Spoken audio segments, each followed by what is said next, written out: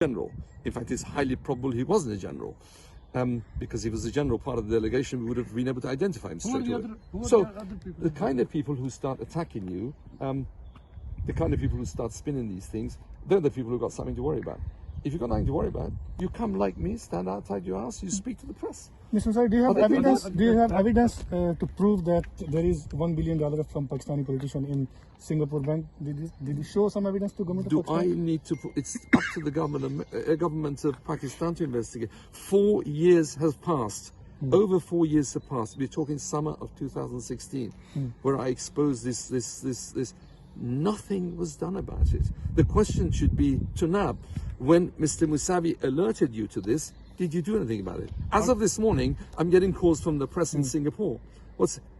Shouldn't NAB be been doing this? And shouldn't Shahzad Akbar doing who's this? The politician? Can you name the politician? Of government of Pakistan. He is working on behalf of government.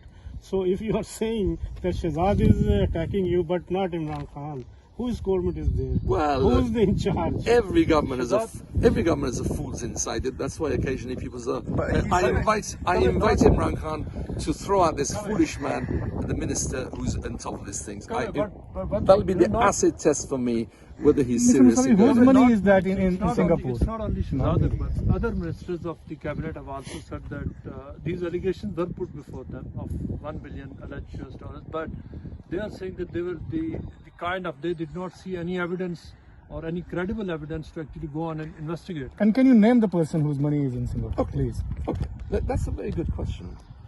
I'm glad you asked it.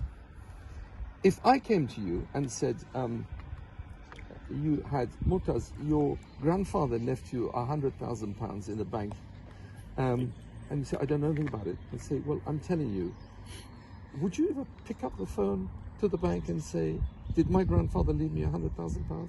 I think it's reasonable for you to do that. A government that's supposed to look after the money belonging to the people of Pakistan, it's incumbent upon it to do what you, as an ordinary citizen, the average man on the Clapham omnibus, would immediately do, pick up the phone. They didn't do that. Or at least call me and say, can you tell us a bit more about this? They haven't done that.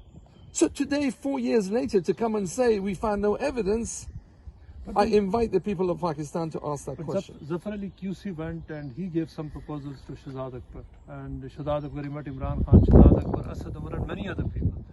And he actually told all of them that probably the similar things, that there are some billions of dollars and he should be given a contract. And before going to Pakistan, he met you here.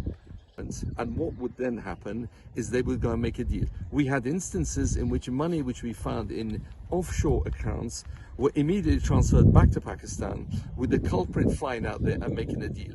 And we said, given that scenario is highly probable that will occur,